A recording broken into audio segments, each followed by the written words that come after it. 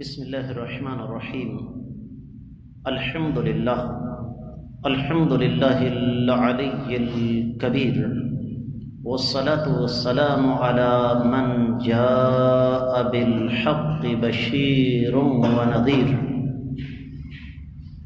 دنیا کا کوئی بھی بے وقوف آدمی کسی پتھر کے بنے ہوئے بت یا کسی بھی آٹے یا لکڑی کے بنے ہوئے بت کو سجدہ نہیں کرے گا جب تک اس کے پیچھے کوئی نہ کوئی عقیدہ کار فرمانا ہو۔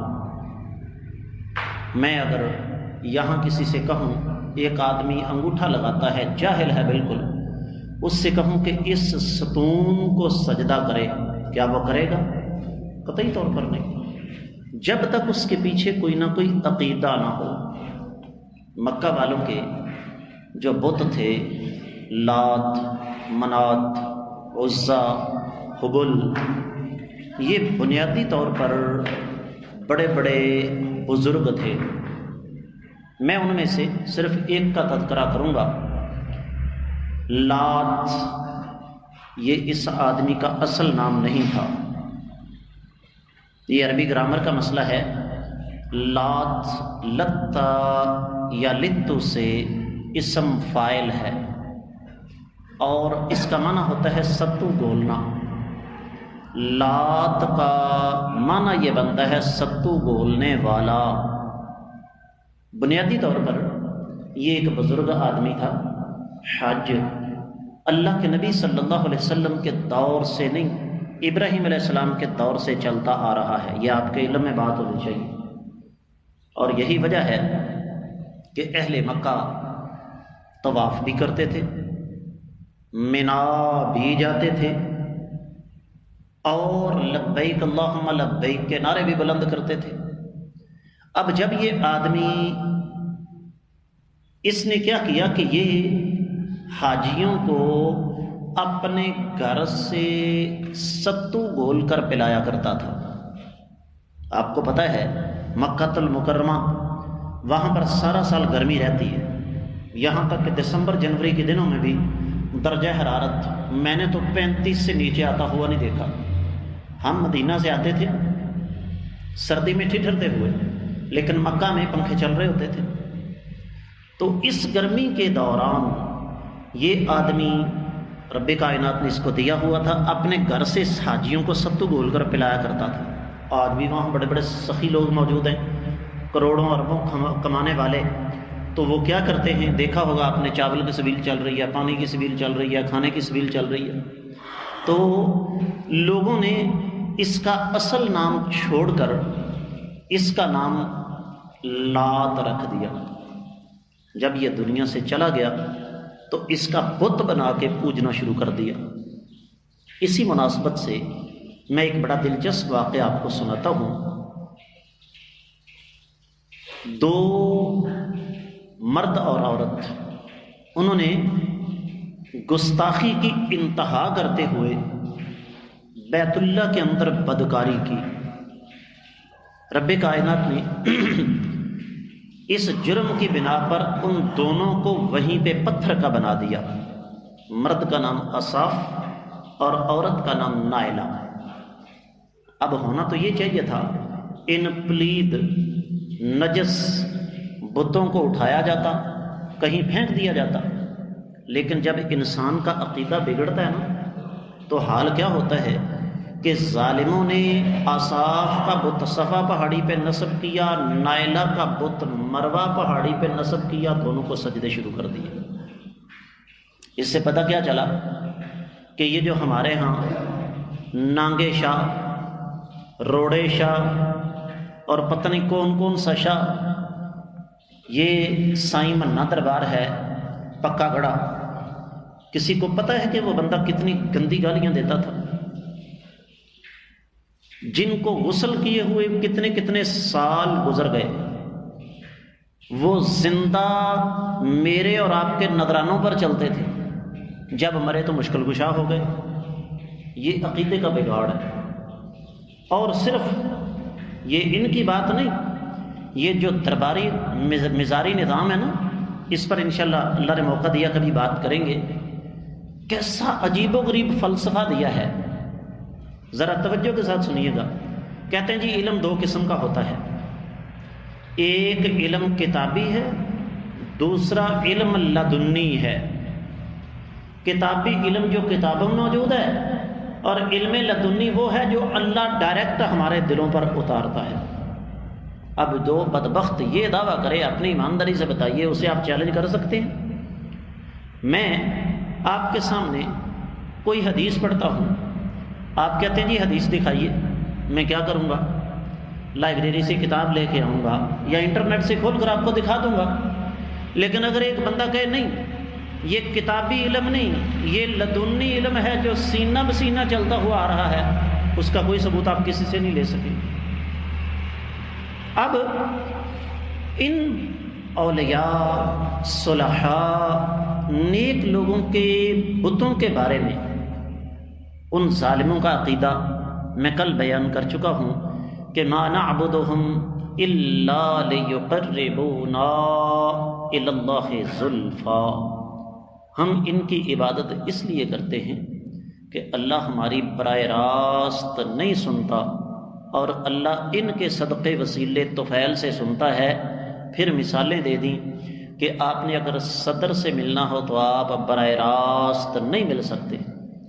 آپ نے اگر صدر تو دور کی بات ہے، کسی S P D S P سے ملنا ہو تو آپ براہ راست نہیں مل سکتے، اس کے سیکٹری سے ملنا پڑتا ہے، چپڑاسی سے ملنا پڑتا ہے، راستے میں 10 آدمیوں کو ملنا پڑتا ہے. تو ہم اللہ تک براہ راست کیسے پہنچ سکتے ہیں؟ اور پھر دیسی مثالیں کہ جناب آپ نے چھت پر چڑھنا ہے، آپ کو سیڑھی کی ضرورت ہے، سیڑھی کے بغیر چھت پر کیسے چڑھا جا سکتا ہے؟ میرے اللہ نے ان ساری باتوں کا جواب قرآن میں دیا. فلا تضربوا للہ الامثال، اللہ کے لیے مثالیں بیان مت کرو. وَلَقَدْ خَلَقْنَا الْإِنسَانَ وَنَعْلَمُ مَا تُوَسْوِسُ بِهِ نَفْسُهُ وَنَحْنُ أَقْرَبُ إِلَيْهِ مِنْ حَبْلِ الْوَرِيدِ. ہم نے انسان کو پیدا کیا اور ہمیں پتہ ہے کہ اس کے دل میں کس قسم کے وسوسے پیدا ہوتے ہیں، اور ہم انسان کی شاہ رگ سے بھی زیادہ قریب ہیں. اب تو خیر ترقی ہو گئی، ہم نے اپنی آنکھوں سے وہ مناظر دیکھے ہیں کہ ایک پنڈ سڑک سے کوئی 4 میل اندر، راستہ کچا، سردی کا موسم، رات کے 2 بجے کا وقت، شدید بارش بھی ہو رہی ہے. ایک آدمی کو اچانک گردے کی درد اٹھی، گاؤں کے اندر کوئی حکیم ڈاکٹر موجود نہیں، شہر لے جانے کا کوئی ذریعہ نہیں، تو کیا کہتے ہیں جی اب اور کچھ نہیں ہو سکتا، کیا کرو؟ کس سے؟ کوئی ہے سننے والا اس کے سوا؟ مثال آپ سن چکے. قرآن کہتا ہے وَنَادَى فِي الظُّلُمَاتِ، میرے یونس علیہ السلام نے اندھیروں میں مجھے آواز دی. کون کون سا اندھیرا جی؟ سب سے پہلے مچھلی کا پیٹ، اس کے بعد سمندر کی تہہ، اور اس کے بعد رات کا اندھیرا. کیا دنیا کی کوئی طاقت اللہ کے سوا یونس علیہ السلام کی بات کو سن سکتی تھی؟ ما قدر اللہ حق قدرہ، ان ظالموں نے اللہ کی اس طرح قدر نہیں کی جس طرح قدر کرنی چاہیے تھی. اپنی عقلی خود ساختہ مثالیں دے کے اللہ تعالیٰ کی توہین شروع کر دی. مکہ والوں کا نبی کریم صلی اللہ علیہ وسلم کے ساتھ اختلاف، اور ہر دور کے مشرکین کا اہل توحید کے ساتھ اختلاف. اللہ کی توحید کی دوسری قسم توحید عبادت پر ہے. اور توحید عبادت کیا ہے؟ عربی زبان میں کہتے ہیں ہوا افراد اللہ بالعبادہ، یہ عقیدہ رکھنا کہ اللہ تعالیٰ عبادت کے اکیلے لائق ہیں، عبادت اللہ کے سوا کسی کی نہیں ہو سکتی. عبادت کیا ہے؟ میں سادہ زبان میں تعریف کروں گا، عاجزی انکساری کی انتہا. اور یہاں ایک اور بات سمجھ لیجیے، توحید ملکیت اس بات کا تقاضا کرتی ہے کہ جو ذات بابرکات بے مثال اختیارات کی مالک ہے، عبادت بھی اسی کی ہونی چاہیے. کہنے والا نے ایک بڑی خوبصورت بات کی، کہتا ہے اللہ کے نبی صلی اللہ علیہ وسلم کا چہرہ جب میں نے حدیثوں میں پڑھا تو میں حیران رہ گیا. اور یہ پڑھنے والی چیز ہے، انسان سوچ سکتا ہے. اور ایک اور بڑی خوبصورت بات ذہن میں آئی، کسی نے کہا جنت کی تعریف کرو، بیان کرنے والے نے کہا اس جنت میں نبی علیہ الصلوۃ والسلام ہوں گے. کیا اس سے بڑھ کر جنت کی کوئی خوبصورتی ہو سکتی ہے؟ میں ایک دنیاوی مثال دیتا ہوں. اللہ کی زمین پر ایسے اہل علم موجود ہیں، میں آپ سب ان کے پاس بیٹھنا تو بہت دور کی بات ہے، ان سے مصافحہ کرنا اپنے لیے اعزاز سمجھتے ہیں. حج عمرے پر جائیں تو دل کے اندر خواہش ہوتی ہے نا کہ بیت اللہ کے مسجد نبوی کے امام صاحب کے ساتھ اور کچھ نہیں تو سلام دعا ہو جائے. اور اگر کوئی ترجمے والا بندہ درمیان میں پڑھ کے ہماری 2-4-5 منٹ بات چیت کروا دے تو ہم یہاں پر آ کر زمین سے 2 فٹ اونچے ہو کے پھرتے ہیں. میری مسجد نبوی کے امام صاحب کے ساتھ آدھا گھنٹہ کسی مسئلے پر گفتگو ہوئی اور میں مجالس کے اندر سر عام یہ بات کہتا ہوں. ذرا تھوڑی دیر کے لیے سوچئے، تھوڑی دیر کے لیے سوچئے کہ جنت میں ہم بیٹھے ہوں کائنات کے امام صلی اللہ علیہ وسلم کے پاس. تصور کیا جا سکتا ہے؟ بیان کرنے والا کرتا ہے کہ جب آقا علیہ الصلوۃ والسلام کا چہرہ انور میں نے پڑھا، آپ کی پیشانی، آپ کا رنگ، آپ کا اخلاق، آپ کا کردار، تو دل کے اندر بات آئی کہ اس ہستی مقدسہ کو سجدہ کیا جائے. کہتا ہے جب حدیث مبارکہ میں پڑھا کہ کائنات کا سب سے افضل ترین انسان عرب کے گرم صحرا میں اپنی پیشانی زمین پر رکھ کر کہتا ہے سبحان ربی الاعلی، تو دل سے ایک آواز آئی تجھے بھی سجدہ اسی کو کرنا چاہیے جس کو یہ ذات بابرکات سجدہ کر رہی ہے. قیامت کا ایک منظر، لمبی حدیث ہے، میں مختصر کرتا ہوں. قیامت کا دن ہوگا، لوگ گھبرائے ہوں گے، بعض ٹخنوں تک، بعض گھٹنوں تک، بعض کمر تک، بعض چھاتی تک، بعض گردن تک، بعض ناک تک پسینے میں ڈوبے ہوں گے. اللہ تعالیٰ دل میں ایک بات ڈالیں گے سفارشی ڈھونڈو. مختلف بزرگان گرامی قدر انبیاء کے پاس جائیں گے، جواب مل جائے گا. نوح علیہ السلام، اس کے بعد موسیٰ علیہ السلام، عیسیٰ علیہ السلام، یونس علیہ السلام، زکریا علیہ السلام، یحییٰ علیہ السلام، تمام انبیاء کے پاس جائیں گے. آدم علیہ السلام کہیں گے بھی میں کچھ نہیں کر سکتا. ہستی آ جائے گی ہمارے سامنے، کون؟ محمد الرسول اللہ صلی اللہ علیہ وسلم. اللہ تعالیٰ سب کو آقا علیہ السلام کی شفاعت نصیب فرما دے. نبی علیہ الصلوۃ والسلام فرماتے ہیں، صحیح بخاری کے الفاظ ہیں، میں اللہ کے سامنے سجدے میں گر جاؤں گا اور اتنا لمبا سجدہ ہوگا، اتنا لمبا سجدہ ہوگا کہ انسان اس کی لمبائی کا تصور نہیں کر سکتا. آخر حکم ہوگا اے محمد صلی اللہ علیہ وسلم، ذرا تھوڑی دیر کے لیے اس منظر کو اپنے چشم تصور سے دیکھیے کہ اے محمد صلی اللہ علیہ وسلم، ارفع رأسک، سر اٹھاؤ، سل تعطا، حدیث کے الفاظ پڑھ رہا ہوں، سوال کیجئے ہم آپ کو عطا فرمائیں گے. اشفع، آپ سفارش کیجئے تو شفع، آپ کی سفارش کو قبول کیا جائے گا. سوال یہ ہے رب کائنات کو کیا ضرورت پیش آ گئی کہ قیامت کے روز نبی رحمت صلی اللہ علیہ وسلم سے اتنا لمبا سجدہ کروائیں، یہ ثابت کرنے کے لیے کہ لمن الملک اليوم، بتاؤ بادشاہی کس کی ہے، سجدے کے لائق کون ہے؟ ایک اللہ رب العزت. یہ ہے توحید عبادت.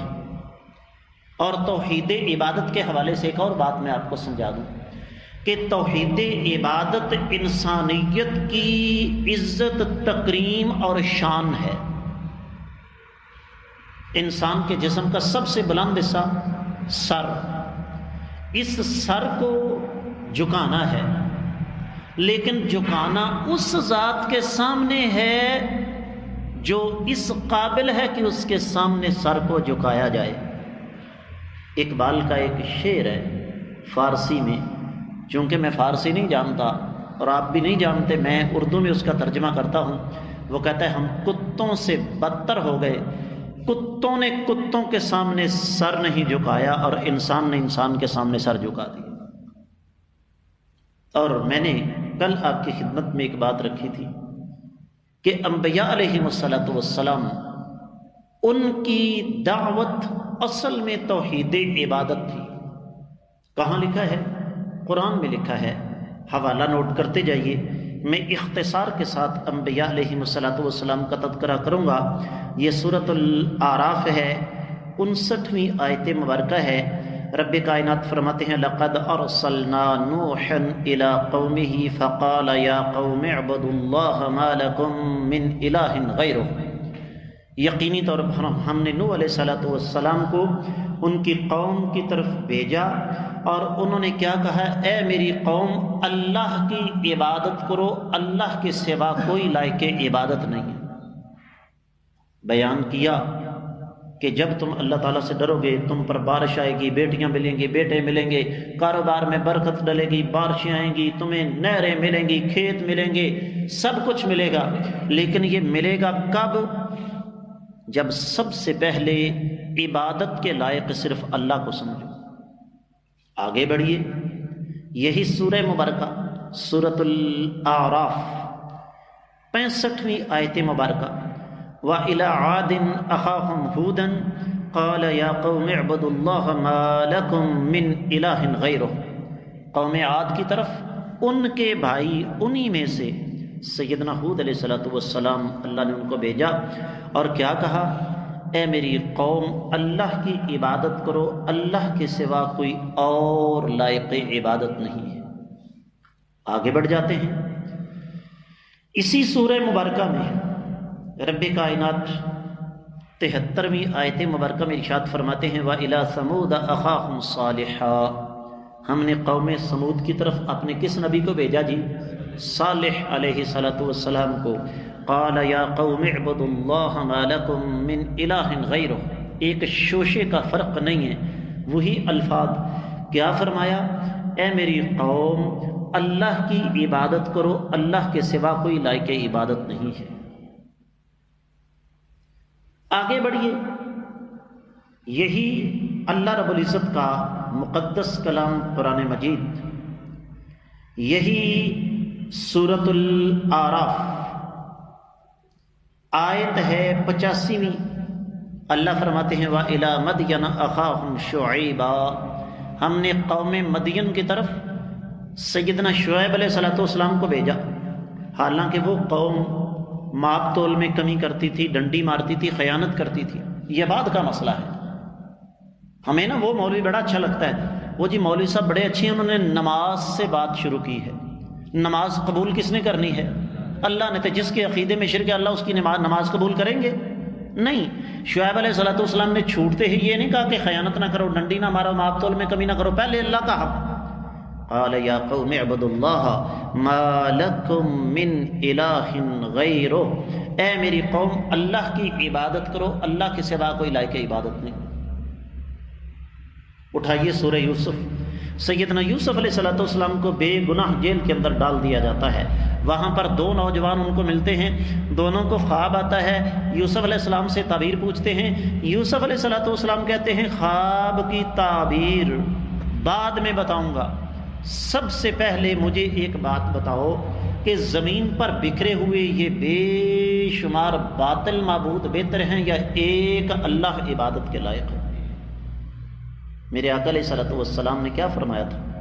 حدیث کے الفاظ قولوا لا الہ الا اللہ تفلحوا، یہ نوٹ کر لیجئے۔ فرمایا مکہ والو، میں تم سے کچھ نہیں مانگتا، میں اپنا گزارا خود کرنے والا ہوں، لیکن میں تم سے یہ کہتا ہوں کہ کہہ دو اللہ کے سوا کوئی لائق عبادت نہیں ہے، کامیاب ہو جاؤ گے۔ تاریخی واقعہ ہے، میرے آقا علیہ الصلوۃ والسلام کو ابو جہل زخمی کر دیتا ہے۔ سیدنا حمزہ رضی اللہ تعالی عنہ، جن کے بارے میں آپ صرف یہ سمجھتے ہیں کہ وہ نبی علیہ السلام کے چچا تھے، یاد رکھیے سیدنا حمزہ رضی اللہ تعالیٰ عنہ کے ساتھ نبی علیہ السلام کا ایک اور رشتہ تھا کہ دونوں نے ایک عورت کا دودھ پیا تھا، اور عربوں کے ہاں خونی رشتے کی جگہ یہ جو دودھ والا رشتہ ہے نا، اس کی اہمیت زیادہ تھی۔ اور اس کا زندہ ثبوت کیا ہے کہ جب مکہ فتح ہوا، اللہ کے رسول صلی اللہ علیہ وسلم مکہ میں داخل ہوئے تو سیدنا حمزہ کی بیٹی نبی علیہ الصلوۃ والسلام کے پاس آئی بھاگتی ہوئی۔ اس نے نبی علیہ السلام کو بھائی نہیں کہا بلکہ چچا کہا۔ جھگڑا ہو گیا نا، سیدنا حمزہ کا خاندان مکہ میں تھا تو صحابہ اکرام کے درمیان یہ صورتحال نزاعی بن گئی کہ بھئی سیدنا حمزہ رضی اللہ تعالیٰ عنہ کے خاندان کی کفالت کون کرے گا؟ میرے آقا علیہ السلام نے فرمایا میں کروں گا۔